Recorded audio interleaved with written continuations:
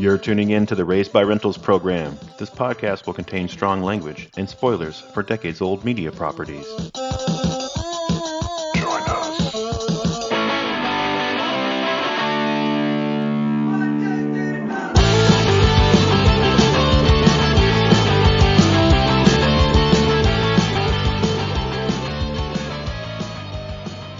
Welcome, everybody. This is the podcast where we examine pop culture franchises of the VHS era and improv new stories because everything old is new again to imagine how we might improve our favorite movies, TV, and games. I'm Josh. I'm Mike. And we were Raised by Rentals. Mike, it's our 50th episode. Holy crap. We've been doing this for a while. I know, it's so weird. I in my head, I'm like, oh, I want to edit in like a fanfare sound effect. And for some reason, I'm like, why isn't it there? Oh, yeah, I got to do that later. Yeah, we need a soundboard to do that on the air. I know, right? I'm so tired. I'm like, where's the like trumpet sound and fireworks? Where's that? But yeah, man, 50 episodes since December 2021. As of this recording, it is July of 2023. And that I think that's a pretty good run. Yeah, I would say so.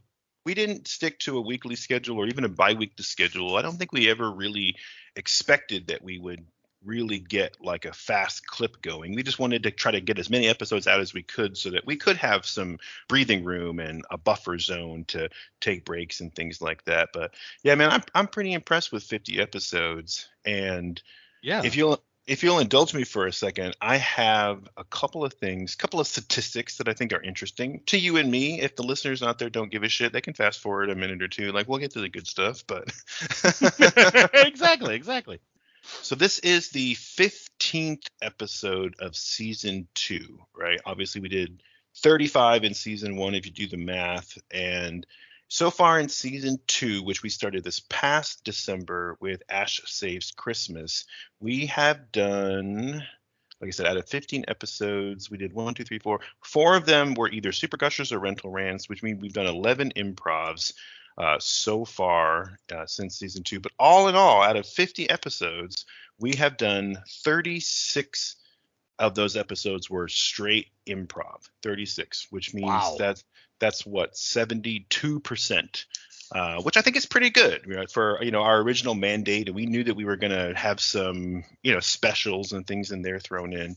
But it's even more when you consider the fact that 2 of the rental rant episodes we did in season 1 really probably could have been super gushers, and then we improv'd a little bit, both about the Friday the 13th Nintendo Entertainment System game and with Michael O'May about G.I. Joe and like what we would do to relaunch a toy line. That's right. Yeah, I forgot about the NES one. I completely forgot about that episode. That kind of was an improv. Yeah, and it was a pretty fun one, too. I re-listened to it not that long ago. Every once in a while, when I get to the end of my podcast feed and I don't feel like starting a new audiobook, I'll just hit like a random old episode. Because sometimes it's just inspiring to go back and like, oh, yeah, we did say we were going to do that one coming up, huh? We probably should put that on, I do the same thing. And it wasn't that long ago that I was listening to that episode again. It came up in the feed, and I'm like, yeah, this was actually really fun. And it was a fun idea for a Nintendo game. And, the G.I. Joe episode was really fun too, and that was just an excuse to come and have Michael May join us. And I think if we had done it today, we definitely would have done it differently. We either would have done a Super Gushers or we would have done like a 2-part special. But I still think that 38 improvs out of 50, which again is what, 76%, right? So there we go. We got 3/4 of our feed as just improv episodes. And, I got to say, I'm pretty proud of it. So, a little pat on my back, a little pat on your back. Oh, hell yeah. No, this I've said several times, like, I love all the shows that I do, but this one there, it scratches a very specific itch for me, and I'm always really happy with every episode because I don't get to flex my creativity on my other 2 podcasts all the time. Like sometimes I do, but not all the time. This one, it's like every episode is like, all right, what are we gonna come up with now? It's a really nice venue to be creative and like work on some stories without having to sit in front of a keyboard for hours at a time. Right. But yeah, no, I am really proud with what we've done over the years, and quite honestly, like I did not expect us to get so many episodes out, because I know when we first started, you know, we were both kind of hemming and hawing about like, will we have the time? Because, you know, obviously we're both you know, both family men. We have our Mhm. our family to worry about, and then we also have full-time jobs, and you know, we have a lot of other activities outside of this. So it's hard sometimes to juggle life and, you know, fun stuff like this. And so I figured, oh yeah, if we get an episode out a month, it'll be fun. And I am so happy that we have kept, you know, pretty freaking regular with this over the last few years. So hell yeah, dude, I love it. I love the fact that we're at 50. Yeah, me too. And I totally agree. When we first started, I thought, man, if we can make it to like 20 episodes, I'll be happy that we like did something cool. And if it burns out after that, or if it fizzles out because we run out of ideas, or it's just too hard doing an improv all the time, then like whatever, like we put, you know, a year's worth or whatever episodes behind us. But now I feel like we're just going strong. Oh hell yeah. And one of the things that I really like, and if I could, you know, brag for a second in this 50th episode special, I think it's probably the best place to do it. We had some guests on the last couple of episodes, and I thought it went really smoothly. And you know, no diss on Michael May or my brother Justin, who came and joined us last year for a Teen Wolf special, but when we first started having people on, it was kind of awkward. We didn't really know what we were doing, and you and I had been evolving the format over time. But Yeah. these last couple episodes, when we had Sam and Dawn on, it was like we had it down to a science, to the point where I was able to just say, okay, you say something here and we're going to go. And they also both just understood where we were coming from. Like, yeah, no problem. Like, we get it. We've heard the episode. We kind of know the format. Hmm. And you know, you could say that being formulaic is maybe a bad thing and it's not as creative as we'd like to be. But I'm actually really stoked on the fact that people know that we do have a format and we have a formula that works. You know, we have a standard intro and outro, and you know, we have some shticks and some cliches and some things we say every time. And you know, I'm really happy that we fell into this format that is not only familiar, it works really well, but it's kind of ours. You know, it's our signature way of doing a podcast. Totally agree. Yeah, man. So I'm pretty stoked on it, and I, you know, thank you for coming along on the ride. I know you're really busy with your two other podcasts on top of all the real life stuff and all the artwork that you do, and going to conventions and you know, custom pieces and working on books, and you know, you have all these creative, you know, irons in the fire. So the fact that you know, you stick with me and also have as much fun as I'm having, like I also love that, and I love the fact that we just get to, you know, hang out with each other, but then hang out with our friends. Oh hell yeah, man! Like this, I look forward to this. Every time we got one planned, I'm excited leading up to it. Yeah, me too. You know, and I joked in the last episode that maybe we don't want to have any more guest stars because we kind of have like a good thing going on. But, you know, I was just goofing around because the fact is I'm really looking forward to having more people guest star. So if you're Oh hell listening yeah! to this and you're one of the regulars and you know us, or you think you have something to add, please like let us know. Even if you have an idea. We don't normally honestly like to take listener ideas that much. Like, let's be honest, Hmm. because we kind of have our own funnel of ideas that we're just trying to get to eventually. Yep. But occasionally we do get a really good idea from somebody, you know, like for like a Sam or a Don, and I would like to be able to do those and, you know, reprioritize and reshuffle the schedule a little bit, which is a segue, not to belabor the point, a segue into the fact that today's episode actually came out of somebody else's idea originally.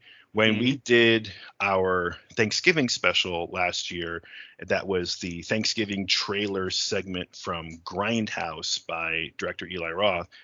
And we had Michael O'May from the Count Creepy Head Saturday Morning Monster Mash podcast on to come and try to improv what the movie would be if Eli Roth had made it. Which, of course, now I guess he's working on making the real movie. So now I'm really curious to see what happens. Right. Now we'll find out if we got anything right.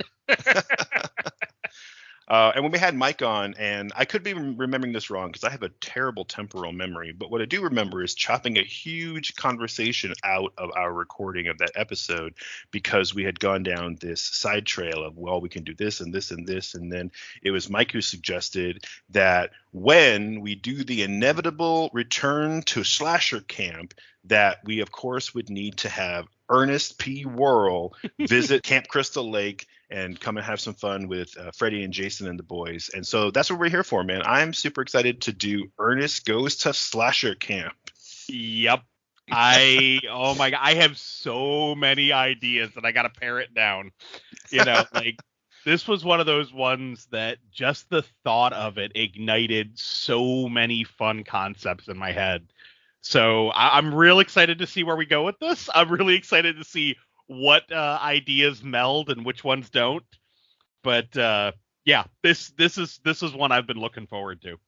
Oh yeah, me too. Big time, big time. Before we get into the meat of it, there's a couple of topics we should cover. And first of all, as I mentioned, Mike had the idea that we do this as a sequel to Slasher Camp. For anyone listening who hasn't listened to our previous Slasher Camp episode and you're not sure what we're talking about, in our archive, it was our 31st episode from 2022. Freddy and Jason bros before hoes. No, Freddy and Jason bros before bitches. Yeah. So in Freddy and Jason Bros Before Bitches, that was our attempt to take Freddy versus Jason and do our own spin on it. Like just do a redo as a comedy, a buddy comedy with Freddy and Jason starting their own summer camp so they could just have like a victim farm. And it was hilarious. You and I were cracking each other up so much. I had to edit out so much just hysterical belly laughing, But while it's not our most popular episode from a download perspective, which somehow is Summer School 2, the Dave and Chainsaw Massacre, which far, far outweighs all of our other episodes, like combined, I think, at this point. But in our most well-received and highest reviewed episode, the one we got the best feedback on, and in some cases immediate feedback within like hours of it hitting a feed, was our episode about Freddy and Jason. And yeah, it hit a sweet spot for the people who listen to this show. And you and I said in that episode that we were absolutely going to do another one of these. It was our second of 3 Halloween specials last year, and we had said in that episode that we were going to come back to Slasher Camp next Halloween. But then we decided, fuck that. It's summer camp. It's summertime. We're not waiting till Halloween. Screw it. I can't wait any longer. We have to do it. I've been sitting on this idea ever since Mike mentioned it, and I cut it out of the recording. And I told you guys both, like, don't say anything. Just shush. Mum's the word. Like, we're going to get to it. And I'm stoked that it's finally time. Oh, hell yeah, dude. Like, this is one that's been a long time coming. There's been a lot of, excitement surrounding just coming back to some of these. Like, we do have our staples, like we have our Arnieverse. Those are always fun to get to. And we have a few other concepts that you and I have discussed where it's like, oh, that's going to be a fun one. But something about Slasher Camp, like I feel like even though clearly it's not our IP, we're using a bunch of stuff that it's pre-existing. It just feels like, this is something uniquely ours. Yeah, I totally agree. It's one of those ideas that seems so obvious you can't believe someone else didn't do it, and we finally got one of our own. Yeah, exactly.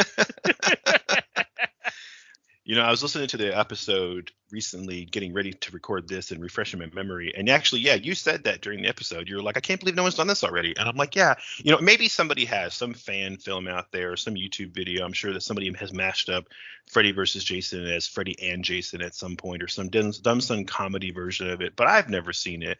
And just the whole concept of a summer camp slasher movie where the slashers are like the heroes. I'm like, how come no one has done that? That's such a great idea. It's so silly. I love it. I think it's great. And so Ernest Goes to Camp, though, is it turned out to be the key that lit all the light bulbs up as soon as Mike mentioned it. It was like, oh fuck, I want to do this right now. Oh, I can't believe we have to wait. Yep. Because let's be honest, all of us, we grew up on fucking Ernest movies. Like that was another staple of the 80s was, and it's weird how this all started, because didn't Jim Varney first do the character for a fucking commercial? Yeah, he did actually. So Jim Varney was a comedian who invented the character of Ernest P. Worrell as an ad character, an ad mascot, or whatever you call those. And yeah, it was for his friend who was his name, Cherry, John R. Cherry, who directed Ernest Goes to Camp. His friend worked, and I think he co-owned this advertising agency, and it was just a local one in like Nashville.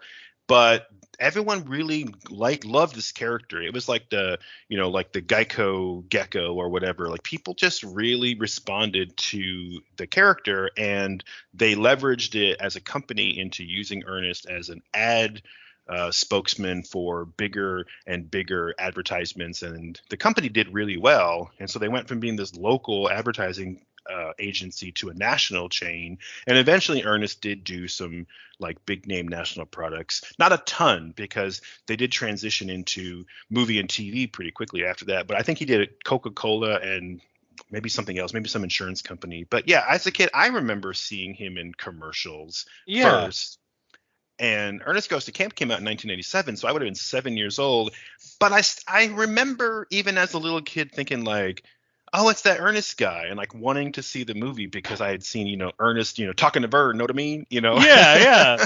And it's so weird the way that like became this pop culture zeitgeist, because it's like it was literally just an annoying neighbor, like, hey Vern, like just constantly getting in his face, like talking at the camera, but we all loved it. I don't know like why we all loved it, but everybody I knew liked Ernest.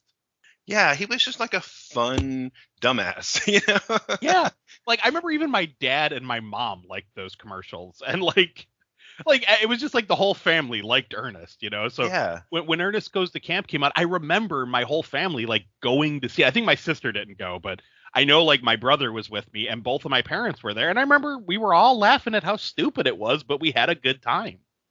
Yeah, I absolutely love this movie. I don't remember seeing it in the theater, but I remember like wearing the fucking VHS out, and it would have been something we taped off a TV, Mm-hmm. we very back in the 80s you didn't really buy VHS because they were like $50, that was crazy. But yeah, we definitely would have taped it off of Showtime or HBO or one of those, and maybe it was on network TV. My dad was one of those guys that would pause and cut the commercials out. Yep. I was never that diligent. But I remember watching it over and over and over. It's one of my favorite childhood movies. And I don't think I've seen it in 20 years or more. I don't know why I never wanted to revisit it, but I always had such a like warm spot in my nostalgic heart when people would bring up Ernest. Mm-hmm. And I think it's mainly because I saw some of the sequels. There was Ernest Saves Christmas and Ernest Scared Stupid, and there was a whole bunch of them. And Yep.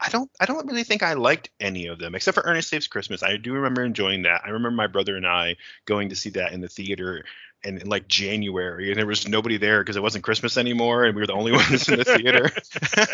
Yep. But Ernest Goes to Jail is like dumb, and Ernest Scared Stupid is like, it's a fun like Halloween type movie, but it's not very good, like objectively. Right. And I think maybe just as the quality dropped off and I became a tween and a teen, it was like, oh, Ernest, that's stupid.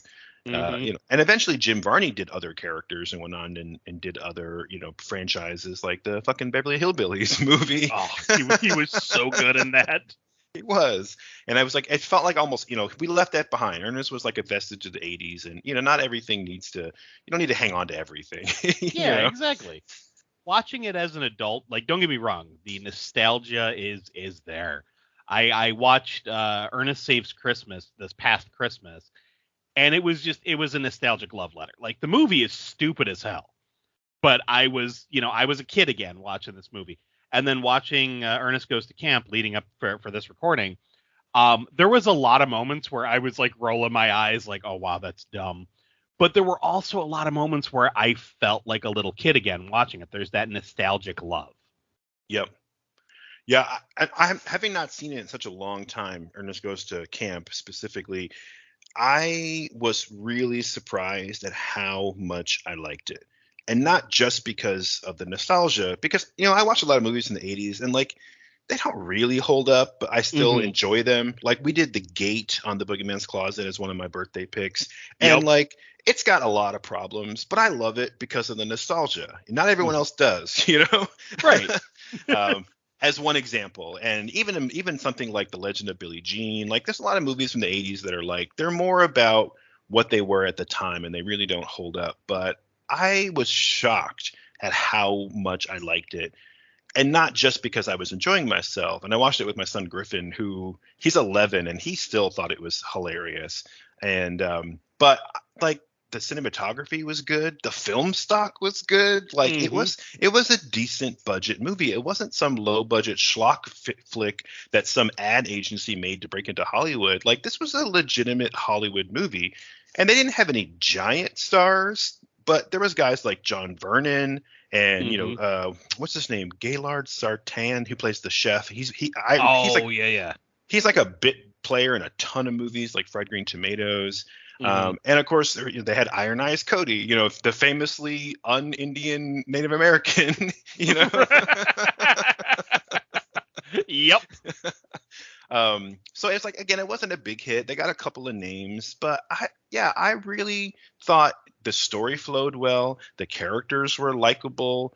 Even the characters you were supposed to not like, you kind of came around to their side, or you could see their side. And the pack of second chancer kids who were supposed to be these thugs, they were believable as troublemakers, and yet at the same time, you knew those scamps had a heart of gold, Yep. And I think what it is that I believed it. I believed everything that movie was trying to get across, even Ernest's ridiculous antics. They weren't so over the top and cartoonish where I was rolling my eyes. I was like, okay, yeah, this is for kids. Sure, he gets a turtle stuck on his nose, whatever. And right. But again, I believed it. I was in it, and even the storytelling, like with the fucking Chekhov's golf cart. Like, how cool was that? Yeah. The golf cart did have me cracking up. I can't lie. Like that was funny because I forgot that it came back at the end. I'm like, okay, that's good. Yeah. The part in particular that had me rolling my eyes were the two chefs where they were talking about adding modeling clay to their egg surprise. I'm like, ugh. Yeah. Yeah, I agree. The chefs are funny. I think the chefs are there for like the real little kids. You know? And I thought they were hilarious when I was 7. Now as an adult, I'm like, okay, whatever. That's kind of goofy, you know. But then you get guys like John Vernon, and he's chewing the scene as a serious character actor, as the villain, and he's there for the adults to see something that's actually good on screen and isn't just a cheese fest for an hour and a half, Right. And so see, I always think of him from Killer Clowns as the asshole cop. Was that Mooney from Killer Clowns? So it's like as soon as I saw him, I was like, he's that asshole. Yeah, for sure. But again, I think that's one of the things that the movie did well that I don't think some of the follow-ups like Ernest Saves Christmas and Ernest Scared Stupid did well, which is that they managed to make it enjoyable for literally everybody. Like it was all across an age group. Like you had the serious story of the white industrialist taking advantage of the Native American, holding on to traditional values, and then you had like the tween punk kids who were dressed so fucking cool, and they were so badass, and I remember thinking they were so cool. And even now I'm like, it's weird how the fashion goes in cycles, because I'm like, everything that these kids are wearing is cool again right now. Yep. So that one kid with the little half shirt and the slicked back hair. I was like, oh my god, that's so 80s. Yes, it was. Yeah, that was, I forget, Danny or somebody. Yeah, but of course the standouts were Bobby Wayne. He was like the ringleader. The guy who wore like the tie and the vest and the buttons when you first see him, right? Yep. But the character I loved the best as a kid, I loved him, was Crutchfield. He's the one who had like the spiky hair and like the jean jacket vest on with a switchblade. Yep. And he, out of all the people, Jacob Vargas, who played Bubba, he's gone on to do some other things as well. But Scott Menville, who played Crutchfield, I looked him up because I'm like, I've seen this guy somewhere, and it turns out no, I haven't seen him. I've heard him. Yep. Yeah, because he's a big voice actor now, like doing Teen Titans and shit like that. Oh yeah, no, he's one of those guys that I hear his voice all the time because he's done voices for a ton of video games that I play. So it's like he's all over the video game world, he's all over the cartoon world. Like, I mean, he's done the Teen Titans thing since the first Teen Titans launch. Yeah. Because he still did Robin's voice in Teen Titans Go as well. Yep. But yeah, like I constantly hear that guy's voice because he's all over like World of Warcraft and a bunch of Blizzard games and stuff. So Yeah. yeah. Yeah, and I don't want to belabor the point because we got to get to the good stuff. But the one kid, Vargas, the Latino kid too, I kept looking at his face and as I'm watching the movie, going, "Where have I seen this guy? Like, he's so familiar. Is he in some other movie with like a heavy Latino cast from the time? Like, is he in La Bamba or something?" And I couldn't figure it out. And come to find out, I don't know if you're as much of a fan of Get Shorty as I am. Yes. With John Travolta and Danny DeVito, but he plays Yayo. The I forget where he's from, if he's Cuban, but he was this like gangster guy who came to America and he had like money he was supposed to get from the airport, and he spends the whole Yeah. movie in the airport afraid to open a locker. And Yeah. anyway, I didn't realize that was the same guy. yeah, just like weird little connections. But I had to look up all the trivia because it was so interesting. But we reintroduced our Freddy and Jason. We talked a little bit about Ernest Goes to Camp. If you haven't seen Ernest Goes to Camp, by the way, or haven't seen it in a long time, it is worth your time. It definitely is worth your time. Don't bother with the rest of them, honestly. Again, maybe Ernest Saves Christmas. It's funny. I wrote it here in my notes. It's that Ernest was kind of like the precursor to Pauly Shore. You're Right? not wrong. and that like you can watch Encino Man and like Son-in-Law, which I genuinely think is an amazing movie, especially one of the few examples of a good Thanksgiving movie. But you watch those two, and then everything Pauly Shore did after that just goes more and more and more and more downhill, but Yep. but just like Ernest, it was like Pauly Shore in the army and Pauly Shore in jail and whatever. It was like every movie is just the same character but in a new situation. It was just the weasel, but now I'm in the army. That's something that we don't do anymore, but like that was a thing back in the day, because like look at Cheech and Chong. It was like, Yeah. Cheech and Chong, they're now in medieval time for some reason. And now it's like there was always like just take these two characters and stick them in some scenario.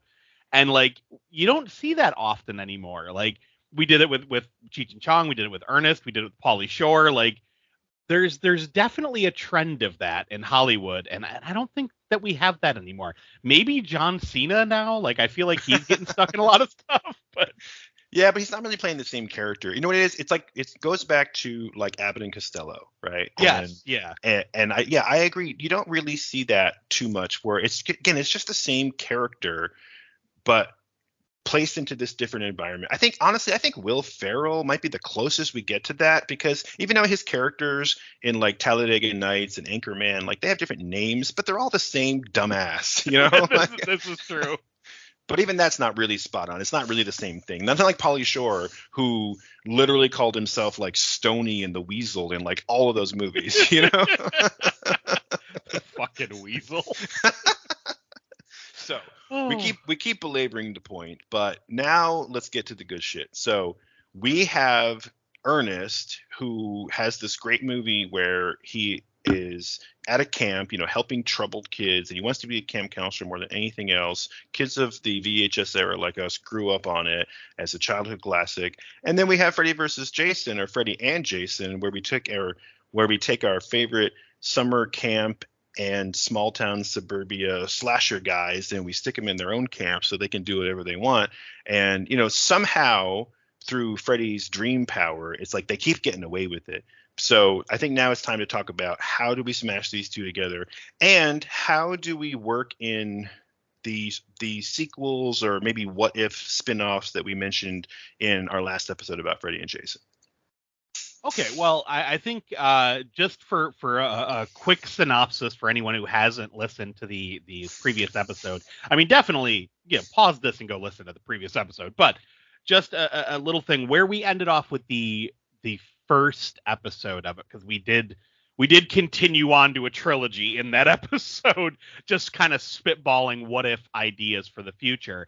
We pretty much killed off all of the characters except for Jess.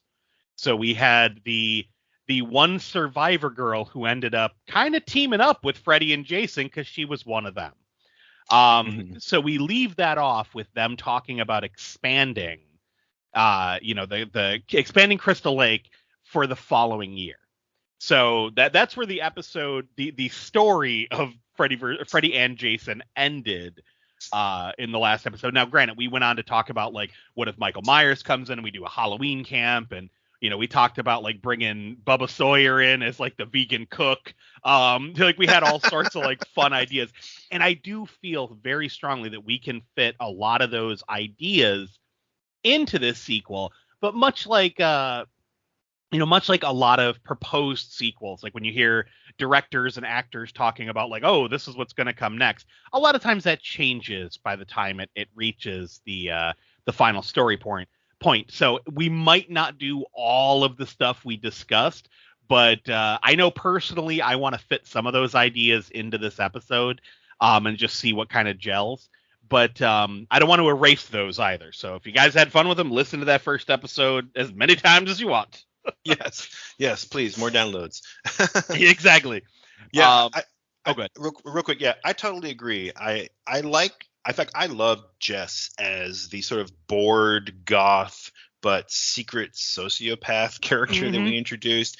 And the fact that, yeah, she survived not only because she was a final girl who would have survived anyway, but also because she literally like won the respect of both Freddy and Jason, and they sort of welcomed her as, one of us. And yeah, like you said, and then we set her up as almost like the administrator of the camp. We made this joke that, she had like scones and spreadsheets, Right.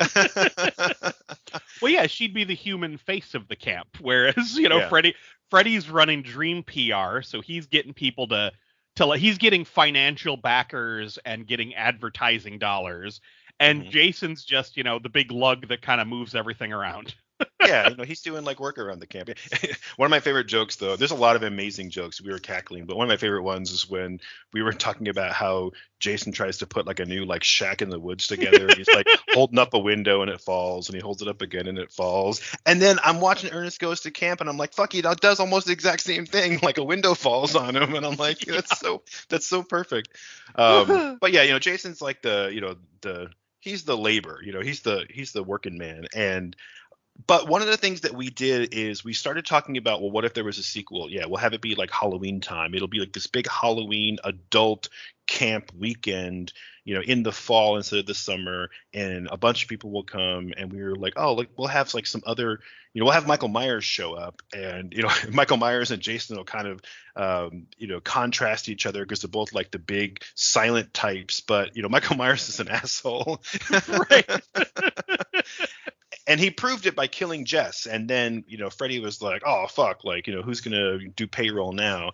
And, and we just kind of spitballed it from there that we'll bring in like the final girls from like other movies, like the League of Extraordinary Final Girls with, like Laurie Strode and shit. And, we'll bring in some other slashers, like have Dr. Giggles work in the infirmary.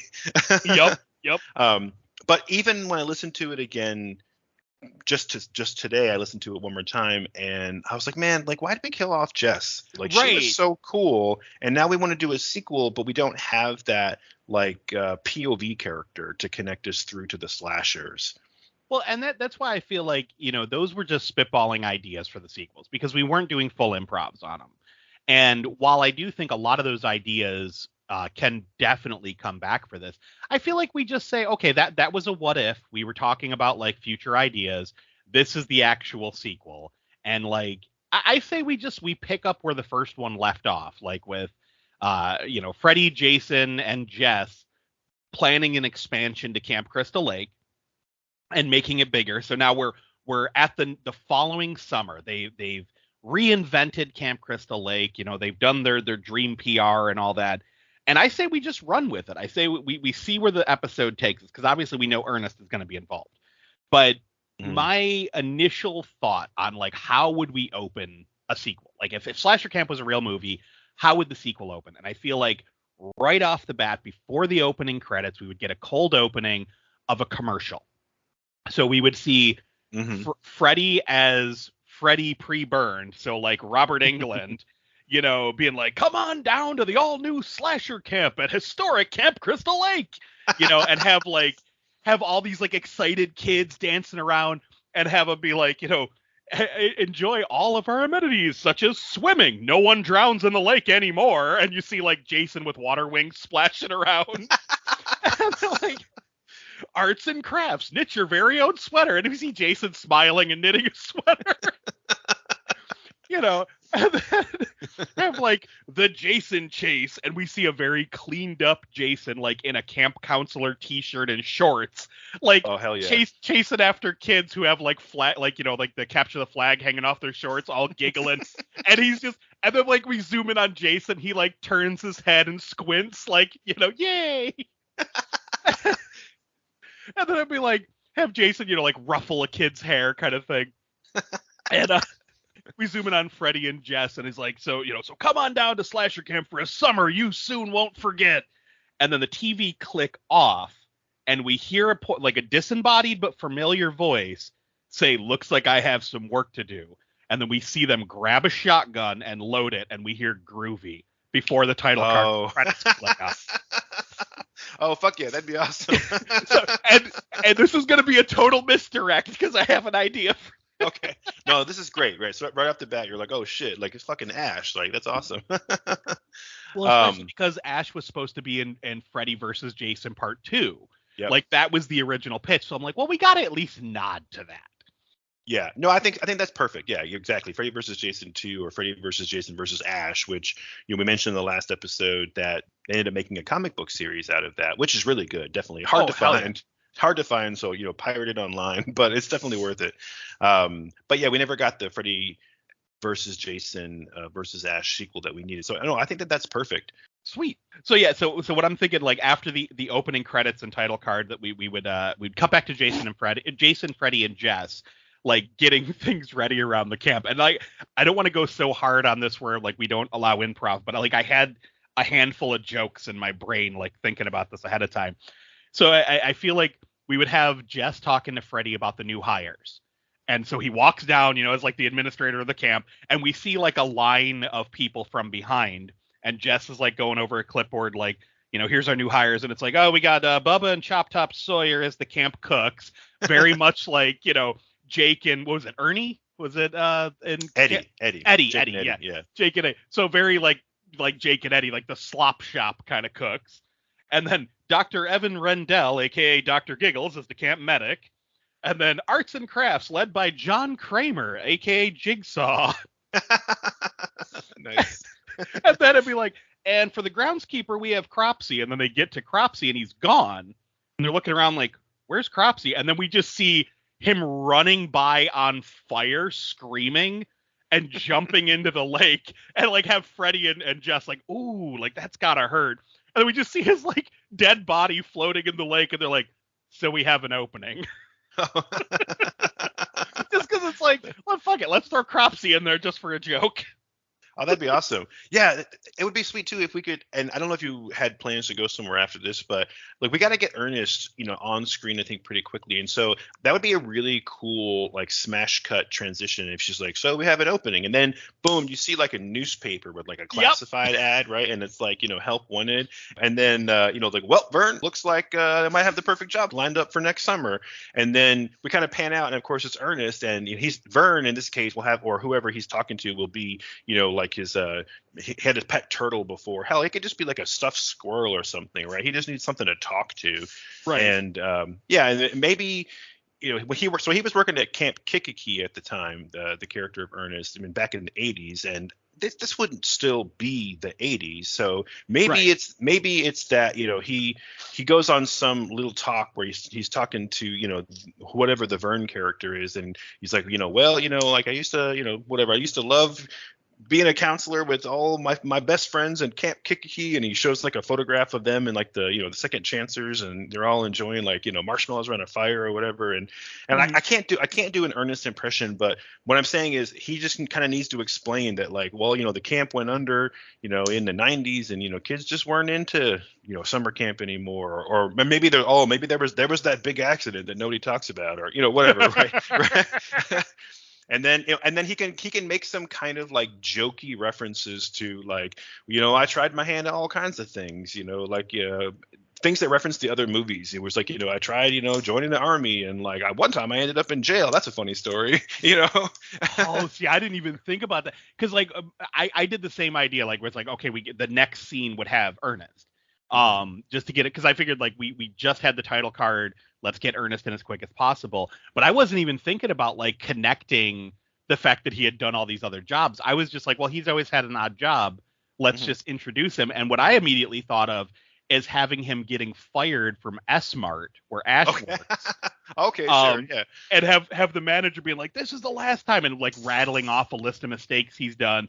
And then like the newest one is that he was supposed to demo like Dove chocolate bars, but he cut up Dove soap instead. And like perfect, people got sick, and he's like, well, in my defense, Dove does make a quality bar of soap. Oh man, that'd be awesome. No, I love that. Yeah, let's do that. So we smash cut to where Jess says like, looks like we got an opening, and we smash cut to you're fired. Right. And some big over the top like comedic boss type, from like a 90s movie. And yeah, this whole thing like, I can't believe this is the last straw, Ernest. Like you've had, and he's like, oh, just give me another chance. Like you've had third chance and fourth chance and fifth chance and 10th chance, or whatever. And right. and then have Ernest be like, oh shucks, like I still got a lot to offer. Like I've done so much. I can do anything you want. I saved Christmas once. Whatever. Like. Right. I know, like Santa Claus. Yeah, exactly. Just have. That's perfect. He could be like, oh, just give me another chance. Like I'll bring in so many new people into the store, sir. Like, oh, at Christmas time, I know Santa Claus. Right. You don't want to be on his naughty list. Know what I'm saying, Exactly. Vern? Like, no, but I just think it would be funny to have him just drop a couple of like Easter egg lines about shit that he did in the past, and now it's like older Ernest, And of course, quick side note. This movie would have come out sometime after the first Freddy versus Jason in 2003. So the movie that we're improving now, like 2004, 2005. Unfortunately, Jim Varney died in the year 2000, so he wouldn't have been around to be Ernest. So either this is an alternate reality where Jim Varney held on for a couple of years, or we just recast the character. But even now, like there's other people I could think of who probably could do a good job as Ernest. But I just wanted to throw that out there in case people are thinking about it. Because John Cena is slowly turning into Ernest. He would be so good. Like I desperately want them to do like Ernest P. Worrell, kind of like a fake biopic, like not a Jim Varney biopic, but Ernest P. Worrell biopic, and have John Cena play Ernest. Oh, that'd be so good. John Cena's hilarious. But yeah, so there you go, perfect. But I just wanted to throw it out there because I don't want to mess the timeline up. But yeah, because again, this is like 2000s era, 2000s decade era movie we're doing right here. So yeah, no, I think that's perfect. We have Ernest get fired from the S-Mart or whatever, and he's like, oh shucks, like I'll clean up my locker, whatever. And I don't know I don't want to step on you. So if you had some reason why it was the S-Mart and you wanted to make that connection, but I was just thinking like, yeah, he's got to grab the classifieds and like see the ad, I think it's hilarious that you went right to the classified, because that's totally in my notes here. Perfect. Because I had like, so he's getting kicked out, and then we see Ash pulling up, and Ash pulls up and he's like heads into S-Mart, and Ernest starts following him around like the little lost puppy, like almost like Ash is the Vern character, and Ash is just like kind of like loading up a shopping cart with like blades and fucking rope and like a chainsaw gas and like all sorts of crazy shit. And Ernest is just kind of like going on and on and on about getting fired, this, that, and the other. And have him stop and comment, be like, boy, it seems like you're fixing to go on one hell of a vacation, eh, Ash? And he's like, yeah, something like that. Gonna see what all the fuss is about the new slasher camp. And he's like, oh, that sounds swell, just swell. And then Ash is kind of ignoring Ernest while he grabs the newspaper and is like, well, I gotta start looking for help wanted ads. And he sees the ad for slasher camp, and he points at the ad, points at Ash, points at himself, points at the ad, keeps going back and forth letting the viewer know like, oh, you get it? And then he's going to be like, say, Ash, since you're going down to slasher camp anyway, you think you could give me a ride? Because, I sure would like to apply for that groundskeeper position they got open. And have Ash just look at him and be like, no. And walk away. Yeah. No, I don't think Ash would even look at him. He would just walk past him. No. Exactly. So he's like, okay, have fun at Slasher Camp. Bye. Like, yeah, exactly. But of course he has to look at that newspaper every game and like, oh, I sure could. Or maybe the boss comes out. It's like, Ernest, I thought I told you to get out of here. And he's like, oh Right. yeah, yes, and he does this whole routine where he's grabbing his shit and running, and then he's like, well, like on to, he holds up the classifieds, whatever, and he's like, well, I better get going, and he just sticks his thumb out like he's gonna hitchhike or something stupid, Right. and. And we can kind of like leave Ernest man. there. We can kind of leave Ernest there for a minute, but we got to come back to him soon. But like we can maybe cut to another scene. But then when we see Ernest again, he's got to be like we do some slapstick thing where there's like a busload of kids coming on, on like a yellow school bus, and then like right behind him there's some beat up smoking jalopy or something that Ernest like drives into the back of the bus or whatever, we got to have him driving some kind of crappy little car, like a really busted down pickup truck or something. Oh shit! Or he's got that fucking golf cart still. Nice. That'd be hilarious. It's like the magic golf cart. Even my son, even Griffin was like, wouldn't the battery give out? Like, why is that thing still running around? Exactly. It just kept going. But I think like, okay, so after the him finding the ad for Slasher Camp and deciding to go and apply, I think we should cut back to Freddy, Jason, and Jess back at camp, and like have Jess like walking into their office, and Jason and Freddy are playing darts using a human body as the dartboard. Just like, nice. like they should be doing work, and they're just playing a game of darts. And she like walks in, she's like, so I just got off the phone with a guy who's really excited to apply for the groundskeeper position. He's supposedly coming down here by tomorrow. And have Freddy be like, good, first thing he can do is fish Cropsy's corpse out of the lake, and then pan over to kids like poking a bloated dead body with a stick. That'd be awesome. Oh, one quick correction though. They're not throwing darts into a body. They're throwing darts into like a counselor who's like taped to the wall with like duct tape. Yes. Yes, even better. And then all you hear is his like muffled like squeals every time he gets hit with a dart, Oh, that's even better. And no one even mentions it. Like Jess is so used to it. Like he's like, they caught this counselor doing something stupid, and they were bored enough to be like, he'll be good enough until the kids get here or whatever, It's just like off camera, like Freddy's talking to Jess and like flinging darts. You just hear, like little yelps. And we can either have Jess just completely ignore it, or like at the end of the conversation, she can just be like, what was it this time, and whatever, Freddie would like, it's like, I just didn't like the way, I didn't like the cut of his jib or whatever. Right. He just, like he doesn't need much of a reason to like grab a guy and tape him to the wall and fill him full of darts. And we can even have like a joke where like Freddie looks at Jason, he's like 10-0, bitch, and Jason just hucks his machete at him. And Freddy's like cheater, Yeah, you win, I guess. Oh, that's awesome. Oh, yeah. And then we cut outside, and you see Jess, maybe she's just going outside, and then all of a sudden you see the busload of kids rolling, and she's like, oh, like perfect timing, or whatever. And either it's the next day, or like Ernest just comes in right behind the buses, and maybe she's like, wait, how'd you get here so fast? It's like, well, it's a funny story, but Ernest, he doesn't get to tell the story because like, I don't know, something like he like trips on his own shoelace, some slapstick nonsense where it's right. Like, okay, we don't really need the story, he's just there. Well, see, how I was thinking of getting him there is like we cut to Ernest driving like on the highway at night, like, and we see signs for Crystal Lake ahead, and he's driving, he's like, oh, okay, I need to see where my turnoff is, and like unfold this giant cartoonish map, and like basically completely obscuring his view, and he's just like swerving all over the highway, like back and forth, and then have like we see another car like up ahead.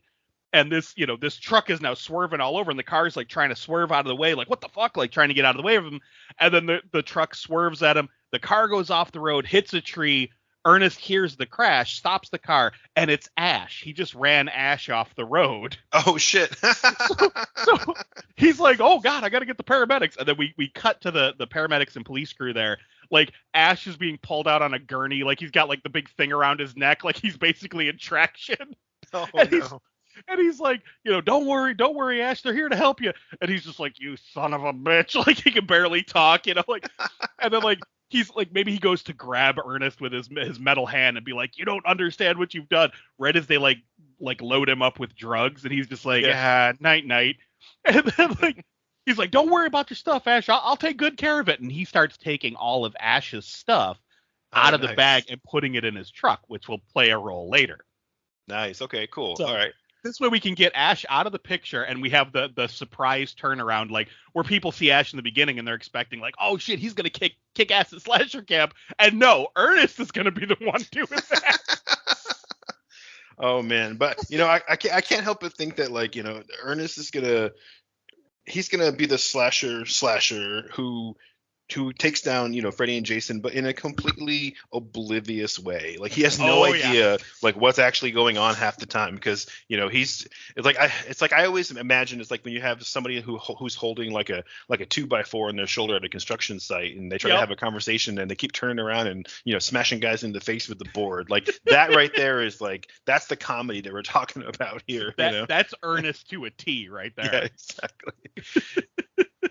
So that, like, I didn't get much further in my joke idea here, other than, like, the next day, like, we would see the sun rising on Slasher Camp, and instead of a rooster crowing, you would hear a blood curdling scream.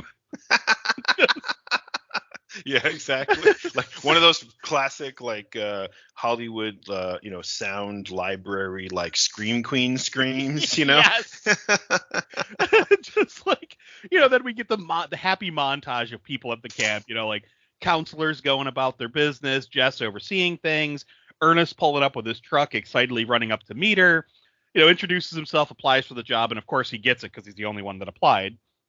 And then we cut to Ernest going about his duties, like fishing cropsy out of the lake. And we do that close in on his face where he does the "ayy" kind of thing. Yeah, exactly. And then we see him, like, cleaning up an accident around the old wood chipper. He's like, oh, somebody spilled a lot of paint in here, huh? Yeah. Yeah, exactly.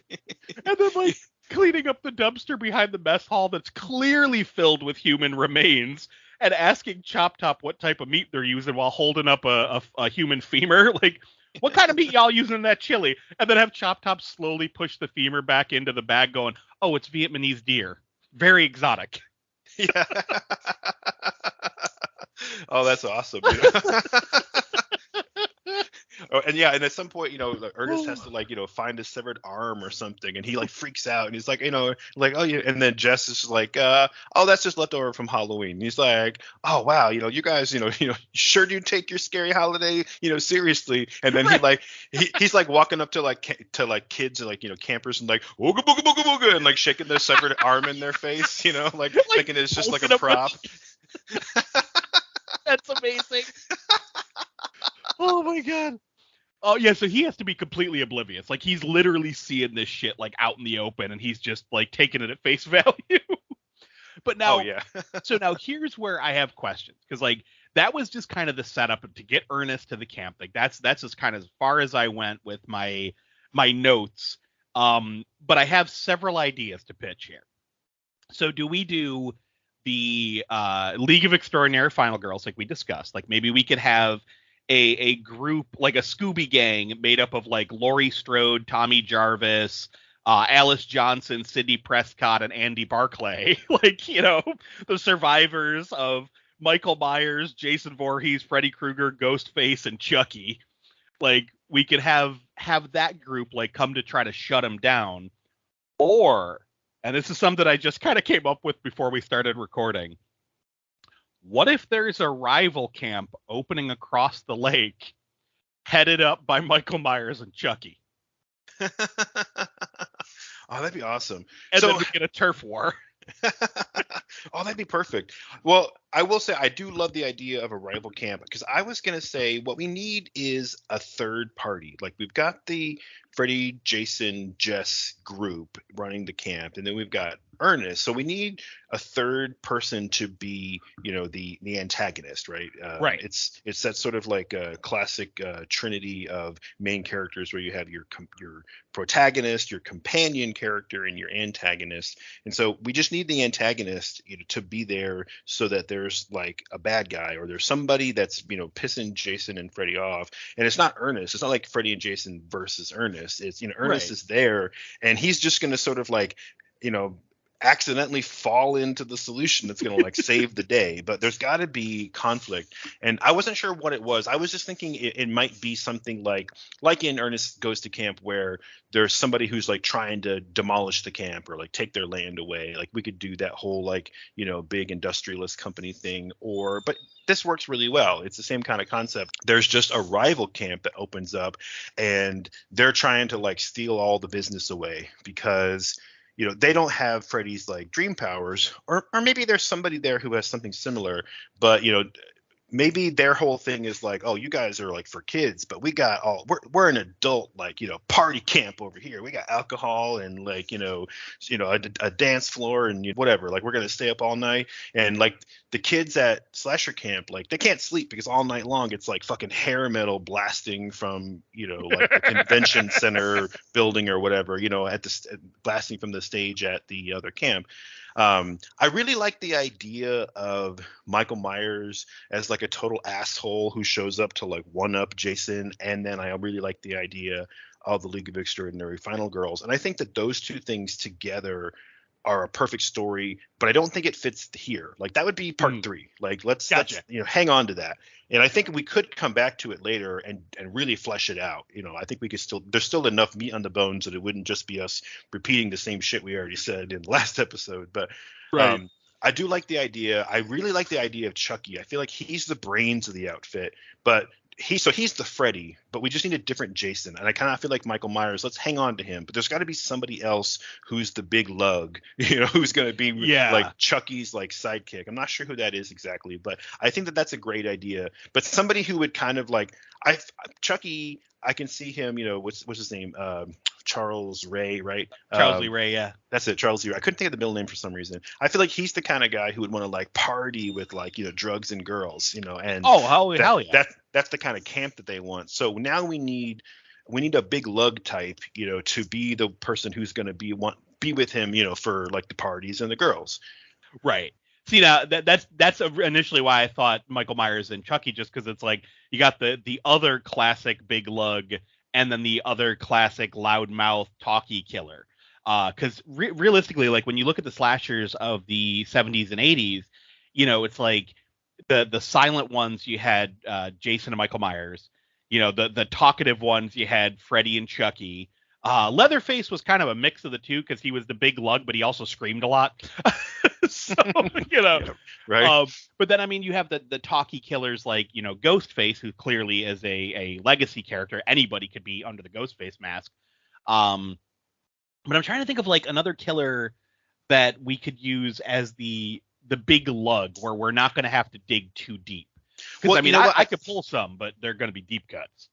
No, I think you nailed it with Ghostface, honestly. I think Michael Myers is the obvious one, but I think Ghostface is a fun one because he is a slasher, or they, right? They're a slasher. It's the masked, silent, scary person. But also, like, I could totally picture somebody in a Ghostface mask, like, ripping a bong and, like, rocking out to some Van Halen, Yes. So it's like, what if we never find out who's under that mask? And there's even going to be sequences where it's like, wait, didn't we kill you already? Like, it's like, Ghostface is just, or maybe Ghostface can't be like they keep killing him and then he's back and then they kill him and he's back. And it's like this constant, like, I love it. This constant string of like, where are you getting all these ghost faces from? Fucking love it. Yeah, because that's the thing. It's like since anyone can be Ghostface, like Chucky just keeps putting somebody else in the mask. Yeah, exactly. Like I need a new sidekick. Exactly, right. Or better yet, it's like the same. They have the same personality every time, and we never see why. But it's like, Jason like chops his head off, and the very next scene, Ghostface is back, acting in the exact same way, and it's like, well, what the fuck, like we just never explain it, I love it. I think it would be. They have a camp full of drunken 20-somethings, so like anyone could literally be the next Ghostface. Exactly, right. It's like that old joke of like, I think it's from Scary Movie where you see Ghostface going like, "What's up?" Yeah. Like that's what I'm picturing here. Yes. Yes, So that's perfect. so we have the slasher camp, and then we have like Chucky's camp, and we gotta name it something because, well, it's not really, it's the slasher camp experience at Camp Crystal Lake, but then like Chucky has to have his own thing. But again, his is like, this is the adults only, like party in the woods camp. I'm not sure what we could call it. I'll have to think of, What we if could maybe think of something, but he calls it Camp Blood. oh, He's like, I'm gonna capitalize on your lore, bitch. Like, oh yes, and he that's so calls good. it Camp Blood, but he aims it specifically at adults. Like, this ain't the kiddie camp from across the lake. This is where you come to party. And then like we see Ghostface like fucking standing on his head, like drinking a keg. Like, fuck yeah. And that's so perfect too, because of course Chucky like looks like a little kid, and it's like the perfect juxtaposition of like this little fucking doll is like, this is the adult camp, like where we're gonna, get high and fuck. yes. we can even have Tiffany be there and be like, you're gonna do what now? Like, oh man, I love this. This is so good. So yeah, this gives us the antagonist that we need, and it gives us characters that are just gonna piss off Freddy so much. Like, yep. I can just imagine Freddy and Chucky as the perfect rivals, because Chucky would think it was hilarious how much he was getting under Freddy's skin, and like nobody gets under Freddy's skin because Freddy's the wisecracking badass, but like Chucky's like smarter, cleverer, and Freddy's just not going to be able to kind of keep up with his like one-liners and shit, and it's going to piss him off so much. Well, and that's the thing. Like, Freddy would basically be like the dean to Chucky's Bluto character from like Animal House. Oh, it would be like the like Freddy was once cool once upon a time, and now there's this young upstart and his little friends, and he's like, oh, you. Like, oh, that's so good, especially with Ghostface, where it's he can be you're like, whatever, old man, like, right. He'll be like, old. Oh, okay, shit. Okay, boomer. Right. Have him look at Jason. What the fuck is a boomer? Jason, yeah, exactly. Shrug. Exactly. Yeah, we both have the same reaction. I don't know. Oh, this is so good. Shit. And of course, the whole time, Ernest is just going to be completely oblivious to everything that's happening. But we just need to orchestrate this conflict, this rivalry between the two camps, where they're killing each other's campers or counselors or whatever. They're sabotaging each other, and they're using Ernest as Freddy and Jason, of course, are using Ernest as the go-between of like, hey, go over there and like burn their cabin down or whatever. And then Chucky's gonna kind of get in Ernest's ear a little bit, and pretty soon you're gonna have Ernest like ping-ponging back and forth between the two camps, thinking the whole time he's like, oh, I'm doing such a great job and everyone's so impressed with me, and he's got no idea what's happening. And at some point, of course, Ernest has to sort of accidentally take down Chucky in like a key moment, but we're not there yet. Right. So I'm thinking like, okay, so we already established Ernest working at the camp. We have Freddy and Jason, like, they're killing off counselors and bringing in new counselors. Meanwhile, the kids at the camp are none the wiser. They're just running around doing arts and crafts with jigsaw and shit. Eating cannibal chili and have no clue. Like, just all sorts of fucked up shit happening to these kids. Like, that's just in the background. So basically what I'm thinking is like we see the camp flourishing, right?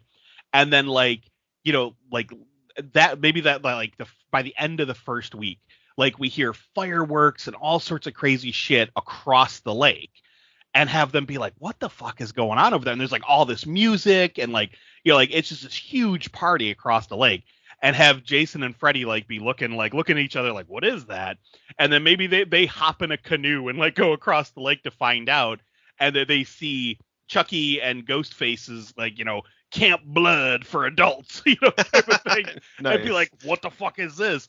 And have like maybe they're pissed, like they go full Karen, like we got to speak to the manager, and they go up. Oh God, I'm so sorry. Dude, Freddy and Jason have now just become Jay and Silent Bob, right?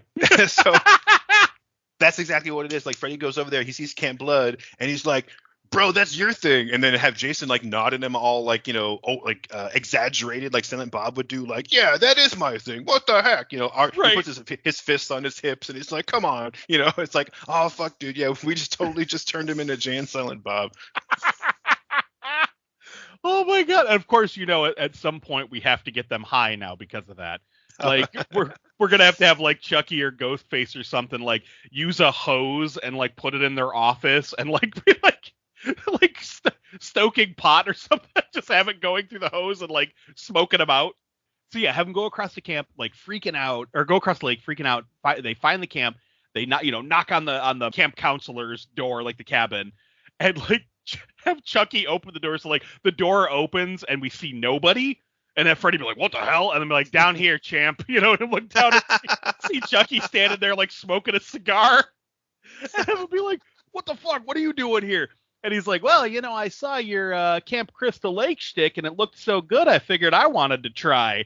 And then we see like Ghostface in the back, like chasing like a scantily clad woman around, like, whoop, whoop, whoop, whoop, whoop. And have him be like, "Yeah, but your shit was for kids. This is for adults." And then have him like slam the door in his face and have Freddy be like, "Ooh," like all pissed off.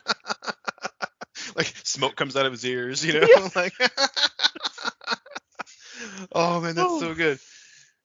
Oh, yeah, so we gotta have Freddy and Jess, like they gotta have a little, not like a parlor scene, but a little scene where they're like, it's like the next day or the next couple of days later, and they have some expository dialogue about like, our campers are happy, but they've been up all night because every night these guys are blasting Van Halen until 3 a.m. and partying, and half of our counselors have quit. They go across the lake because they can go over there and get high and fuck. Right. It's like so now of course they need to come up with a plan of like we gotta stop these guys before all of our counselors quit. And before we know it, of course the kids at the camp are like teenagers, or some of them are. It's like before we lose all of our teenagers, we need them over here where we can keep them, scared and Right. and available, and pretty soon we're gonna lose them all to to Cabbage Patch over there, Cabbage Patch, I love it. But like we have to have a scene where it's like where they're talking about it and have maybe Freddy be like, how the fuck did they get so big so quick? Like, we've been working at this all year. And then have Jess be like, well, they use the internet, and have him be like, what the fuck is that? Or like show her little laptop and like play a video on like whatever the movie's equivalent of YouTube is, and have like a whole commercial with like Chucky and Ghostface, and like we see them doing like beer bongs and like all sorts of crazy shit, and like having live music and like fucking raves and all sorts of crazy. And he's like, "Come on down to Camp Blood," like this big advertising campaign, and then Freddy be like, "Oh fuck," like, or "Oh Yeah. bitch," like, yeah. That little bitch. like, how can we compete with that? Yeah, exactly. Yeah, and of course, Jess is gonna be like, we can't, and that's when, they just get they that's when they hatch the idea of like, well, if we can't beat them, we'll burn the motherfuckers down. Yes. If you can't beat them, kill them. Yeah, exactly. No, if you can't beat them, slash them. There, yes, perfect. Oh my god. Oh man, that's so good. Of course, we have to have like a montage sequence of like the camps pulling pranks on one another. And again, like you said, Ernest is going to be stuck in the middle, like unbeknownst to him, like he thinks he's doing the right thing, and he's actually setting up traps. Yes. That could be like getting people killed. Like they send him across the way, and they're like, "Yeah, we really want to help them set up their signs for their bike race they have. So take this wire and hang it between these trees. They'll put the signs on it. Don't worry, you're just setting up the line." And have him be out there in the middle of the night wrapping razor wire around trees, thinking they're gonna hang signs on it. And then the next day, you see like the bikers like biking and like just take their heads off. Oh fuck yeah. Okay, so we have to have like 2 or 3 of these in a row, right? Where it's Ernest. Let's do that one, and we do like one other one. We don't necessarily need to go into all the kills, but of course we can. Of course. So, but what I mean is just from a structure point of view. So you have 1 or 2 of these sequences where Ernest is setting up these sort of prank traps, and then we jump into the montage, because you got to have a montage, right? And this is where we have Bodies by Drowning Pool be the montage song, like let the bodies hit the floor, let the bodies hit the floor, right? And it's like, And you just see Ernest like setting up all these little things, like, you know, like he builds like one of those like traps in the ground with like spikes and covers it with leaves and shit. And like Freddy gives him the big thumbs up. And then, you know, before you know it, like, you know, some counselors, you know, they come by carrying a canoe and then whoop in the hole or whatever, you know. And it's like all of this during the montage. And then the montage ends with like you zero in on Chucky's face, and he's like, again, I'm terrible with coming up with like the dialogue on the fly, but you know, of course, Chucky's now he's like, we got to beat him at their own game or whatever. And then that's when he sees Ernest out in the woods just whistling while he's like, you know, dragging some barbed wire or whatever behind him, or he's got like a whole bag full of axes or whatever, you know, something dangerous. And Chucky's like, that's it, you know. Oh my god, I love it. So, I'm trying to think of like how he's going to use Ernest to get back at them, though, because like, you know, obviously he's going to like try to convince Ernest like that he wants to help their camp, and like he's going to have them do something. Well, what about, it could be something like this. Originally, I was thinking like we have Ernest kind of ping pong back and forth a little bit, but let me propose this. Since we just talked about this montage, which I think would be hilarious. So we see Ernest do several deadly pranks against Camp Blood, right? The one or two before the montage started, and then we gotta have at least 3, 4, 5, whatever during the montage, so we can listen to the song.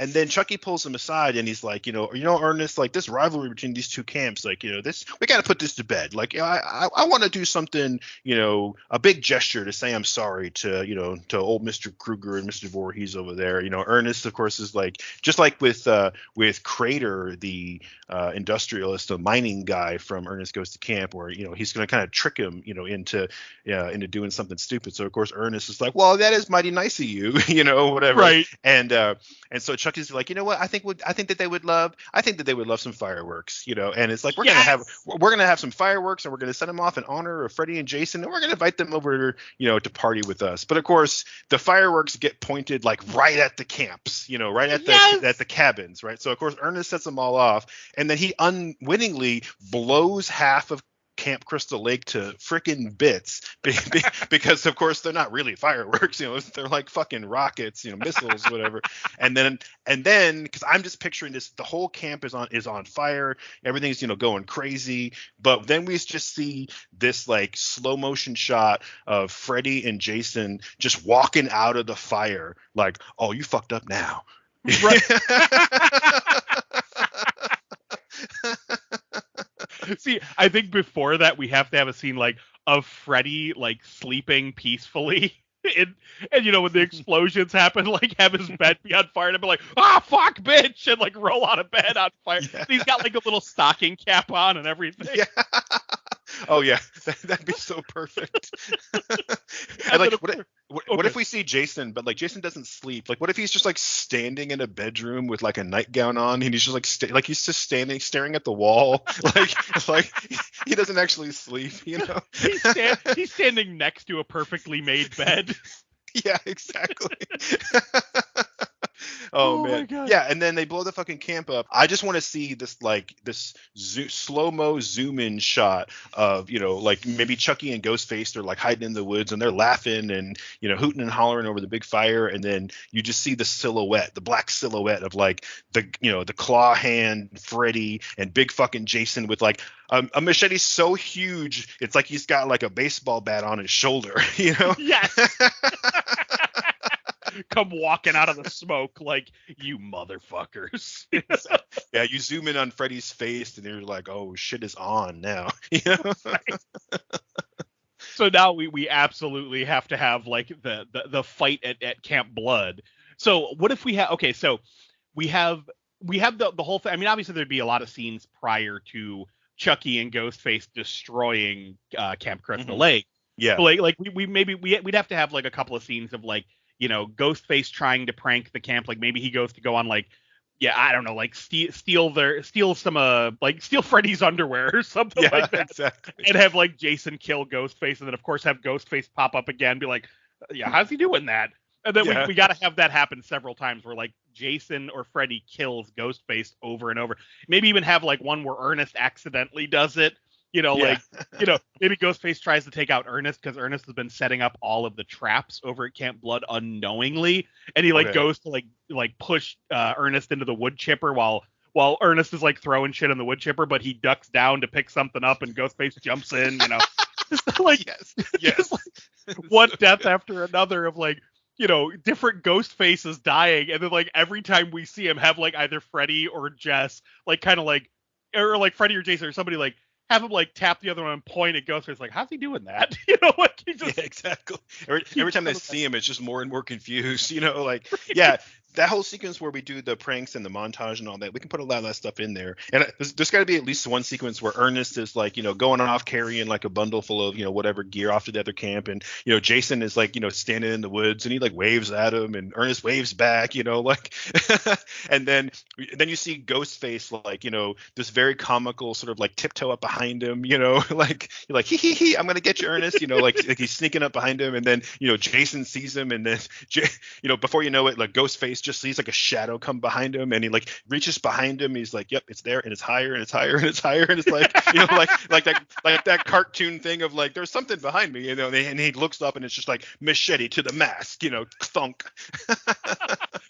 I'm picturing him standing there facing the audience, and Jason looming behind him, and have him feeling with his hands and do the fingertip thing on his mask, Yeah. poke, poke, poke, and be gulp, and then just turn and get the machete.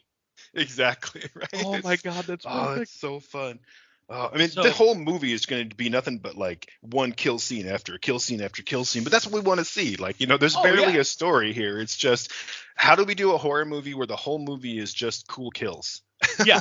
It's basically a turf war between Chucky and Ghostface and Freddy and Jason, with Ernest trapped in the middle, unbeknowingly to him, killing random campers by setting up traps. Yes, exactly. Oh man. This is so good. Of course, Ghostface has got to get stuck on a couple of those traps too. Why not? We got to kill as many Ghostfaces as we can, because it'll just be ridiculous after a while.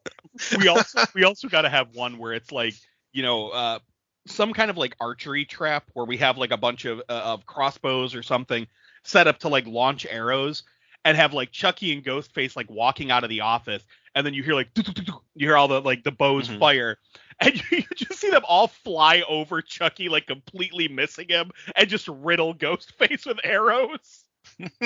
Yes. Have Chucky be oh, what the fuck, Oh, okay. So I want to get there. We're not there yet, but there's a scene I'm thinking of too where there's going to be a big climactic battle, right? Oh, and yeah. Again, I want to back up because I have a couple of ideas of how do we get there, and how do we make Ernest a little bit more of a main character.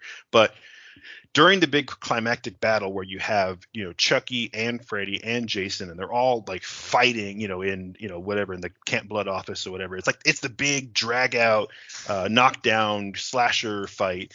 During this fight, Ghostface is just he's going to get slashed to the floor, but every time he gets killed, it's he rolls through a doorway, and then he just runs into another doorway when he has a knife, right? And then Freddy takes him out a window, and then he runs in through the other doorway, and it's where are they coming from? Yes, and we never explain it. We always exactly. There's always another Ghostface.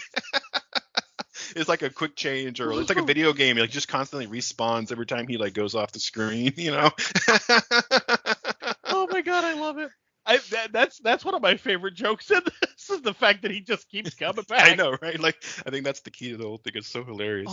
Oh, okay, so after this whole montage scene, when Freddy and Jason they walk out of the fire, the camp's burning, and they're just gonna go to Camp Blood and wreak revenge. That's where they're headed.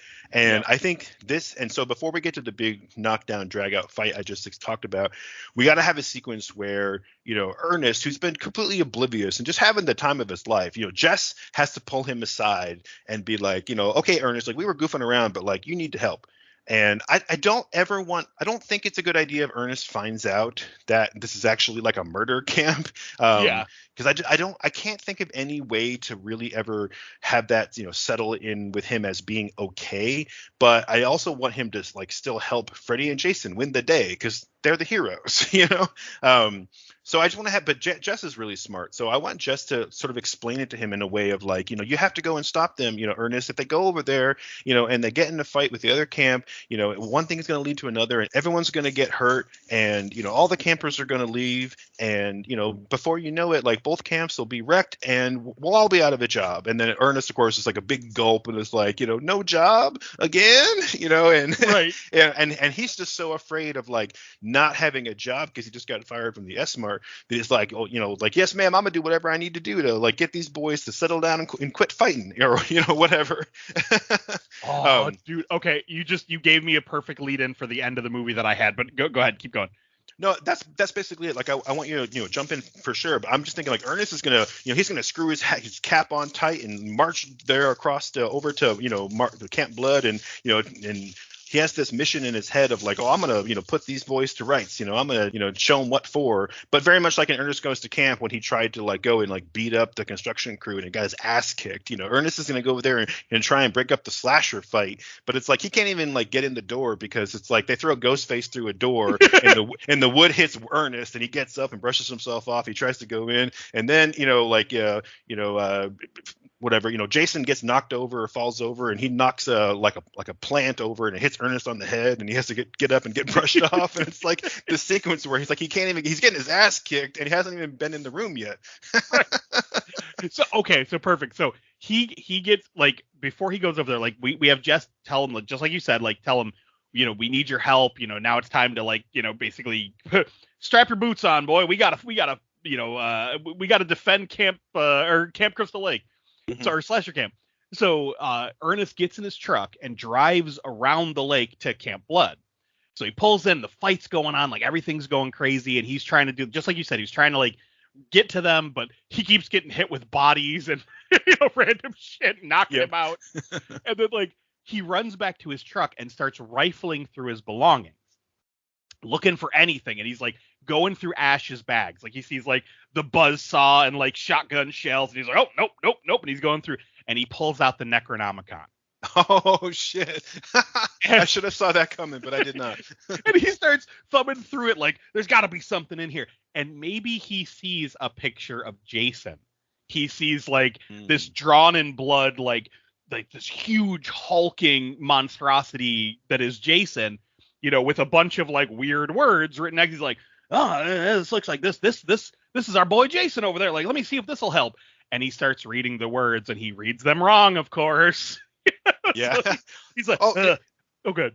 I'm so sorry, real quick. I mean, I'm trying to think to myself, like, well, why would he pick the book over everything else? You know what I mean? Like, it's like at one point he has to get to the door. He finally gets to the door to go into the room where they're all fighting, and like he can't budge the door, and he's like, he needs to go get something to help him open the door. So yeah, he's looking for like an axe or something. So he pulls an axe out. It's like, too small. But he finds the chainsaw, and he's like, oh, this is perfect. But like, how do you work one of these things? There's got to be a manual in here somewhere, right? That's perfect. That's when he finds the book, and he's like, oh, that's my boy Jason. This must be the right page, And then he starts reading. He's like, what language is this written in? Like I know Kikiki. Let me give this a shot. Yeah, yes, perfect. And he's like, what the hell is a Klaatu Barada nickel? Like it's like, he reads it and of course opens a portal. So now everything, like all the slashers, Jess and Ernest, they all get sucked into this portal. And it's like, like screaming, there's fire, it's all craziness. They get sucked through the portal. They fall out of the sky into a bright, sunny day. They all splash down into a lake, right? And they look around and we hear Cruel Summer by Bananarama start playing. And it's fucking 1983. Camp Crystal Lake is booming. Like, and they're like, we're back. We're back at the promised land. And they just all team up and go on a killing spree. And Ernest is just confused as hell. He's like, you guys are gonna, keep me on the payroll, right? Like, I still need a job. You're like, can I carry that for you? And he's watching off screen as we just hear people screaming. We see blood and like limbs, and he's like, oh, that's gonna need some antiseptic. Oh, that's gonna get infected. Yeah, exactly. Oh man, this is so good. So yeah, instead of going back to medieval times, the slashers go back to the 80s. Oh, that's so good. I love that. Yeah, I love that, like that awesome turnaround. And what's cool about that is we can still do another movie, but we can still do our part 3 with like, Michael Myers and the League of Extraordinary Final Girls. And what's so good about it is that like a lot of horror movies, you just don't need to explain it. Right. Sometimes when they would do like a horror movie series or slasher series sequel, sometimes you would get these sequels that were very heavily enmeshed into the continuity. Like you see like Nightmare 4 and 5 and like Friday the 13th part 6, I think is a good example of that. And then sometimes, they'd be like, yeah, sure, Jason's back. Why not? Who cares? And like they just want to do the next installment in the series, and it's like, nobody cares about that. Like Return of the Living Dead Part 2 is a good example of that too, where it's like, Oh yeah. just tell another story, and who cares? Like it's because they just want to make another one of these things. So you don't need to explain, how Jason got out of the New York City sewers, back to Camp Crystal Lake. He's just there. Shut up. And so Exactly. Or even in part 10, it's like, they did that with Friday the 13th for both part 9 and 10, where part 9 is just, he's just back, and he's in Crystal Lake again, the fucking monster. And in part 10 it's like he's been captured, somehow. yeah, who Like cares? they're gonna cryo freeze him. Who cares? Yeah, exactly. So we can, we could come back and do, Slasher Camp 3, and it's just like it just opens on the camp, and they just say something silly, or they can say something wild, like, man, the '80s sure were a crazy time. Anyway, what do we have on the docket for today? Right, exactly. I mean, or we could even do something where we keep it, where it's grounded in the '80s now, where it's like now they're back in like the more plentiful time of dumb hard-bodied teens going to camp. No one has Yeah. cell phones or internet, so it's easier kills. And then maybe like this is where we could do the League of Extraordinary Final Girls, where it's like fresh after their like their run-ins with their respective killers. Oh yeah. They could then run into the older, more grizzled killer. We can do that one as like a '90s period piece if we wanted to. Right. Give it a little bit of time later. That'd be really fun. We could even have him be like, "Wait, I killed you." Be like, "Yeah, but I'm from the future." Yeah, and then Jess is like, "Don't think about it too much," Yeah, have him be like, "But wait, if you're from the future and I can timey-wimey, whatever." Oh man, but yeah. So Ernest Goes to Slasher Camp. Holy shit, that's hilarious. I love this. And what's funny is that he's almost like a supporting character, in the movie. Even though his name is in the title. But oh god, Oh no, the shit. bringing in Chucky and Ghostface just completely cinched it for me. I wasn't sure where we were going to go. I knew we were going to be able to have some kind of like a bad guy. We just needed an excuse to have Jason and Freddy and Ernest like team up against somebody. I didn't know who it was going to be. I figured it would come up organically, but holy Yep. shit, like as usual, we came up with something completely ridiculous. And now I'm so mad that these movies don't exist. Once again, I'm like, we keep doing this to ourselves because I'm like, man, I'm never going to get a chance to see this. But Right. I'm sure glad we have the podcast episode at least. Right. And and that's the thing. I've gone back and re-listened to Slasher Camp so many fucking times. I'm glad there's now at least a podcast sequel. Yes. Oh man, I just love like the endless parade of ghost faces. I don't know why that's so funny, but Dude, it's fucking amazing. It's my favorite joke. Like it's so funny because again, he's always a different person, and it's sometimes it's a relation to Sidney Prescott, sometimes it's not at all. Like, and it's just the idea that just random people are just waiting their turn to put on the fucking cape and cowl, basically. Like I love it. I love it. It's so good.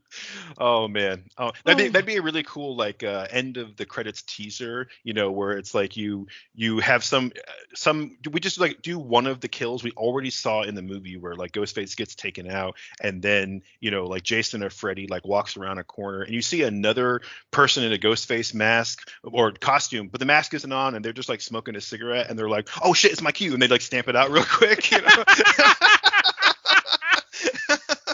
Oh my god, that's perfect. They're like, "Oh shit, I'm up. Oh shit." Oh yeah, and like Freddy doesn't see him. Like you just kind of see like the audience sees Freddy kind of walk off and like behind a tree, and it's got to be some awesome like celebrity cameo like Matt Damon or somebody. Yes. Because Oh my Matt God. Damon loves doing like random cameos in movies, Oh, like yeah. so. Him and Brad Pitt both. They Yeah. love popping up in like random little nonsense roles. Which, to be honest, if I were a famous celebrity, oh fuck, I would do that anytime someone asked me to. Oh hell yeah. That's got to be so fun to be like, oh, you just need somebody to come on and say like one thing, or like, a character like Brad Pitt in Deadpool too, like, oh, I'm invisible the whole time. The only time you're gonna see me is when I die. Perfect. Yeah, exactly. Oh man, this was so good. No, I'm so stoked that we did this. It had a little bit of a long intro in this episode, so I hope everyone stuck around for the hilarity that ensued. But man, what a great way to wrap up 50 episodes of Raised by Rentals. And I can't wait to be able to say the same thing when we get to 50 improvs. But we've got some cool specials coming up later this year as well. A back to school special, Halloween special. Of course, we got to do like a Christmas holiday special, as we've already created that tradition in the last 2 years, going back to our very first episode ever, which of course featured our boy Jason Voorhees, because apparently we love these guys. Yep. And then our second one featured at least Jim Varney. It wasn't Ernest, but we had Jim Varney playing Santa Claus in the Ash Saves Christmas. That's right. Yeah. And then our first special that we did ever was your birthday special, where you chose to do A Nightmare on Elm Street. And then we had to watch the whole fucking franchise so we could figure out a way to tie all that together. And that was definitely not the first episode that we came up with a cool story, because I think we came right out of the gate swinging pretty hard. But I really liked how the light bulbs were all going off and all the pieces were fitting way back in our fourth episode, Nightmares on Elm Street. So that was one of the first times when I was like, man, this is like really working. We're really coming up with like some interesting things, not just like fucking around, but like some really, really interesting concepts that make me wish this shit really existed. I totally agree. That, I mean, like, don't get me wrong, I wanted to watch our very first one where we brought back Tommy Jarvis and oh god, what is her name? Tina, was it Campbell from Part 7? So. Yeah. I never remember the last names, but it's definitely Tina. But yeah, like where we had them, going off against Jason, with her kids and all that. Like, I would have loved to watch that. But yeah, the Nightmares on Elm Streets. that was that one. I was like, damn, I really want to fucking watch this. I know, right? It was such a great way to bring Freddy back, if I do say so myself. It was our idea, but I remember just being so impressed with it. Like, holy shit, I can't believe we just came up with this, And so, like I said, it's our 50th episode, so we're kind of, sucking our own dicks a little bit, but hey. like Cousin Walter. Exactly. But if you're enjoying this episode and you want to listen to some more, we have more in the archive. You can also subscribe. So definitely check us out at raisedbyrentals.com. All the links are there. Raised by Rentals on the social as well. And of course, we belong to the Rad Pantheon, a super team of podcasters, artists, musicians, etc. It's an art collective of creative friends supporting each other and helping to spread the word about rad stuff. So if you like this show, there's a good chance you'll dig one of the other Rad Pantheon teammates as well. And what about you, Mike? What do you got going on? Well, we have on the Boogeyman's Closet, we are currently tackling Wrong Place, Wrong Time movies. Just a way to get a bunch of different genre picks under one banner. As of this recording, the next episode to come out will be Terrifier, which, that's a rough movie if you haven't watched it. That and the sequel, damn. But we haven't quite decided what we got coming up for August yet. That's still kind of in the works. It's up in the air, but I'm sure it'll be one of two very fun ideas. And then, of course, Count Creepyhead Saturday Morning Monster Mash. We've definitely taken several breaks this summer just due to, Father's Day. And I had a comic convention recently, and there was a lot of stuff going on. So but we are coming back. So by the time you hear this, there'll be a new episode of Count Creepyhead out. And side note, I mentioned the comic convention. We kept bringing up Tommy Jarvis. I actually got to meet him over this weekend. I met Tom Matthews, and super nice dude, like really nice guy. We were joking about Return of the Living Dead 1 and 2, and like the repeat joke in part 2 of like, I feel like this has happened before, like the whole deja vu thing, and we were having a good time chatting. And I ended up giving him 2 Return of the Living Dead pieces, and he was like, "Oh, these are freaking rad!" Like, he really liked them, so it was cool to see. I got to once again talk to CJ Graham, Jason from Part 6. So I was going to ask you about that one. I love CJ Graham. I was super jealous when I saw him in the pictures. As much as I love Kane Hodder, Friday the 13th Part 6 is like my movie. So CJ Graham is kind of my Jason, and I'm like, fuck, I'd love to meet him. He's such an unbelievably nice guy. Like, one of the things you hear about conventions is like how celebrities, how much they charge for their photos, and a lot of that isn't set by them. A lot of that's set by their agent and the talent agency that makes the deal with their agent for the convention. That they, like, a lot of them have no say in what the photo costs are, but sometimes they do have a say in their table photo costs. Which is why you got people like Tom Matthews, who barely charged anything for a table photo. Same thing with Miko Hughes from Pet Sematary. He barely charged anything for a table photo. A lot of these guys just want to talk to their fans, and they're like, they make a little bit of money for the trip, but it's like they're not asking for much. CJ Graham refused to take any money. Oh, that's awesome. He absolutely, in fact, the handler that was with him, because we asked, we're like, how much for a table photo? And she was like, well, we tried to get him to take money, but he won't. And we're like, what? And she's like, yeah, no, you can ask, but he won't.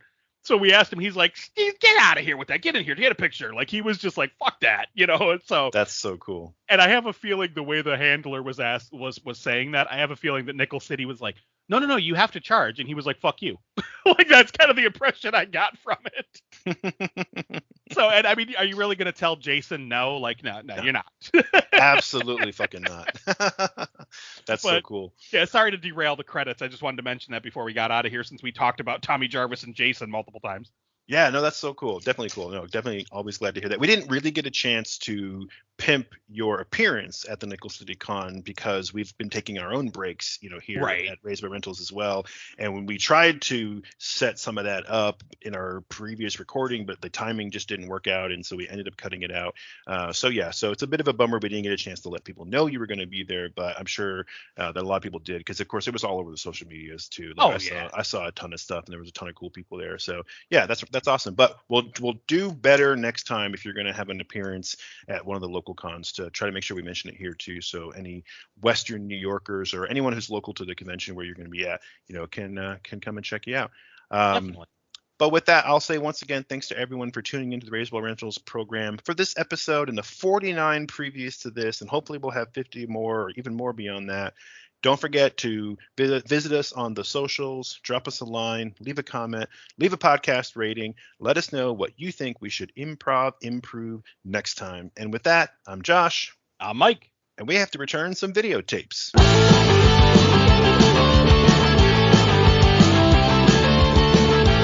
Raised by Rentals is a member of the Rad Pantheon Network. Visit radpantheon.com to support rad stuff. The theme music is Forbidden Fruit by Velvet Bethany. You can purchase music and learn more at velvetbethany.com.